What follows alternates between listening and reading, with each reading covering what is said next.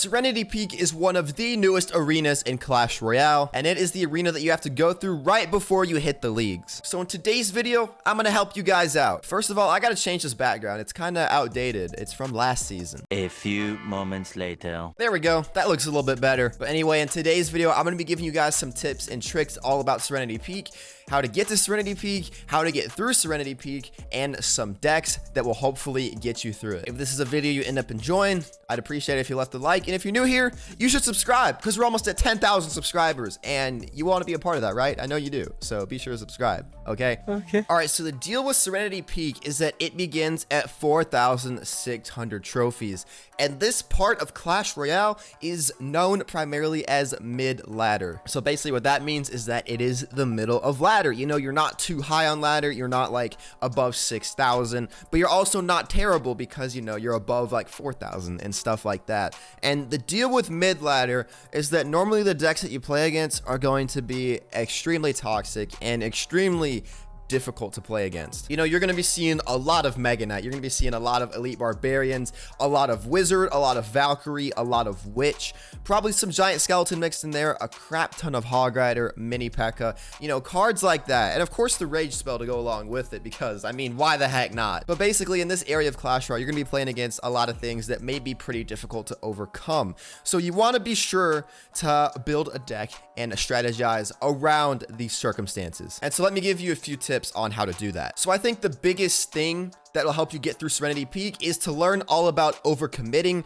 and why you should not do it. So let me explain. So pretty much overcommitting in Clash Royale is when you spend more cards and more elixir than you really need to in a situation. And this can be on both offense and defense. So here's an example of overcommitting on offense, all right? Let's say that you play a Mega Knight and a Dart Goblin at the bridge, first play of the game. You know, just spend 10 elixir, all right there. Say your opponent has a Goblin Cage and a Log in their starting hand. They can defend your 10 elixir with only 6 elixir, meaning that they will be up 4 elixir and they will have an advantage. And say they go with a Hog Rider, you know, down the opposite lane, you will have no elixir to respond to that and you're pretty much out of luck. And then surprising enough, defensive overcommitting is a thing as well. There are a lot of situations where if you are able to analyze gameplay really quick and look at your starting hand and stuff like that, you know, you'll be able to defend things a lot easier than normal. Here's another kind of example I just kind of thought of in my head about defensive overcommitting. So let's say your opponent plays a Hog Rider at the bridge, all right? And let's say that in your hand,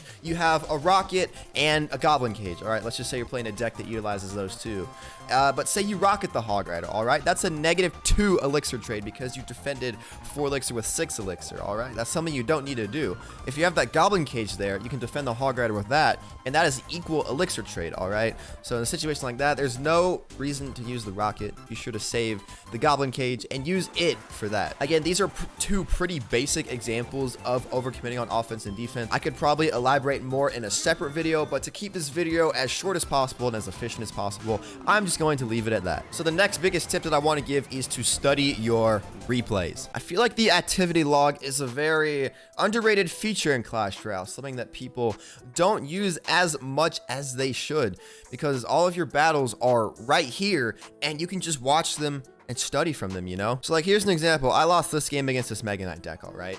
So I can just go in here and I can watch the replay and see what I did. I can speed it up and slow it down to get it to crucial parts of the game. And also with the latest Clash Royale update, they added the feature to rewind so that way you can actually go back and rewatch certain parts and figure out what you could do differently. Let me find an example in this game to show you guys. All right, so I found an example here that I want to look at of my own replay from this battle actually today. So I fireballed a Musketeer and then the Mother Witch took it out and my opponent played a Mega Knight on top of the Mother Witch.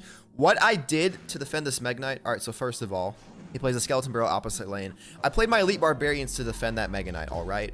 And while the Elite Barbarians do a really solid job of taking out the Mega Knight right there, I could have played the Fisherman in the middle right here and pulled the Mega Knight over so that way both towers are able to target. Then I could just drop the Log on the Skeleton Barrel and I could have saved 3 elixir with that defense. Or even better with that Fisherman, I could have played it on my king tower and pulled the Mega Knight in to activate my king tower, which can be really helpful on defense. I would have taken a little bit of damage in that situation, but it would have been worth it in the long run of the game. So right there is an example where I could have saved 3 elixir. That's another example of defensive overcommitting as well. See, it's all linking back and it's all tying in.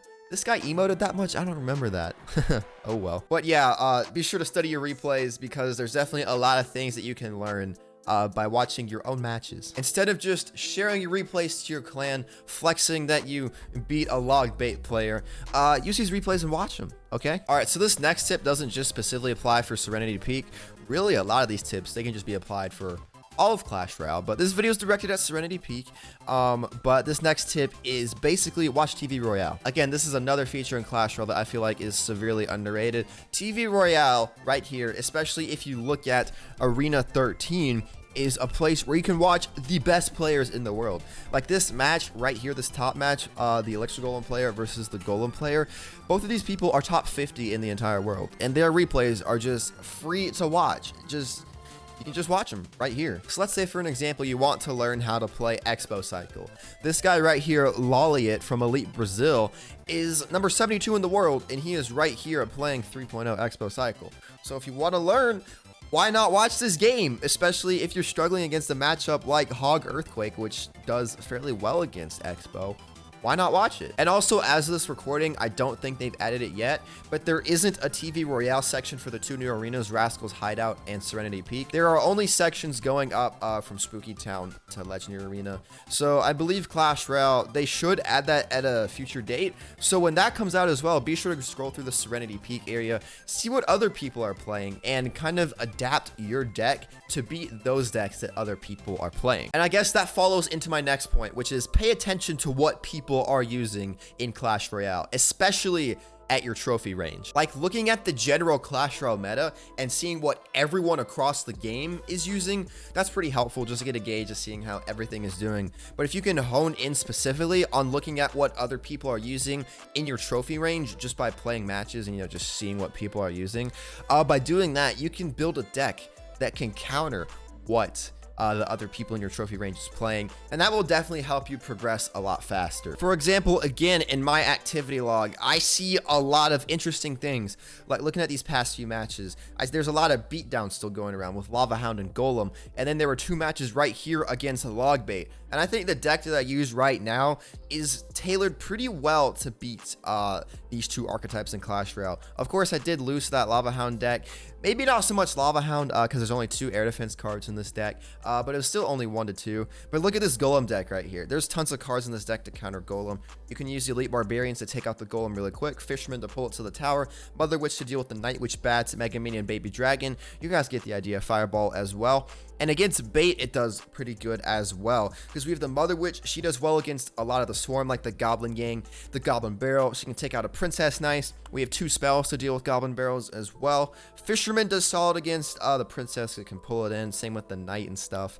And yeah, I've been playing this deck a lot recently because these are 2 archetypes I'm going up against a lot in Clash Royale: bait and beatdown. So be sure to tailor your deck towards what you're playing against, and it'll help you a lot. Like if you're playing against a lot of Mega Knight, consider using a P.E.K.K.A. because the P.E.K.K.A. is really good against the Mega Knight. Or if you're playing against a lot of Lava Hound, consider using a deck that has a lot of air defense, you know, like throw a Musketeer, Baby Dragon, Mega Minion, all in the same deck, and you should do fine. If you're playing against a lot of Hog Rider, make sure you're using a deck that has like a tank killer and a building, you know, like a mini P.E.K.K.A. and a Tesla in the same deck. I feel like I'm reiterating myself at this point, but I hope you guys get the general idea. So I feel like this next tip is going to be the most important tip that I'm going to give you in this video, but it is to be sure to level up cards that you know that you are going to use, and don't just waste all of your resources on cards that, you know, you might not use. It is easier to do now, but upgrading one deck in Clash Royale can still take a pretty long time. Again, the magic items make it miles easier to do, along with the trade tokens and stuff, but be sure to focus the majority of your resources on upgrading one deck. Like here's an example. Even though I'm a max level player, I still have some cards that are level 10 and level 11, all right? And that's just because I don't really ever use these cards. Yes, right now I do have the gold to upgrade my wizard to level 10, or to upgrade my skeleton army to level 12, but I'm not going to do that. You know why? because these are cards that I'm probably not going to use competitively. So why would I waste my resources on doing that when I can save up my resources and focus on, you know, maxing out my Firecracker, which is a card that I may consider using. And also, if you want more help with this, people may consider this to be pay to win. But the Pass Royale, man, there is so much value in this Pass Royale. Like, it is unreal. For $5, the amount of stuff you get in here is absurd. You get so much more gold, so many more wild cards. You get the Book of Books, which is amazing. You get trade tokens, and for cosmetics, you get tower skins and all that. And also, at the end of the season, you get a magic coin at tier 30, and then at tier 35, you get an extra legendary wild card. So, like, why would you not buy the Pass Royale? Actually, that sounded pretty bad. If you don't have the funds to do it, then I understand completely. But if you have $5 to set aside and you want to progress faster in Clash Royale, the Pass Royale, I 100% recommend that you get. So in terms of tips and tricks, that's it. But now I want to show you guys some decks that I think will work really well for Serenity Peak. All right, so this deck that I showed you, I'm using right now, even though I'm in Challenger 3 right now, it will work really well for Serenity Peak. There's a lot of Mega Knight down there, and this deck does solid against Mega Knight, especially with the Fishermen and the Elite Barbarians. They take care of the Mega Knight really well. The only weakness, really, as I said earlier, is kind of against Lava Hound, but you won't see too much Lava Hound down in Serenity Peak. So this is a deck I recommend using. It's pretty easy to play. Royal Giant, you just put it at the bridge. Same with the E-Barbs, you just put it at the bridge.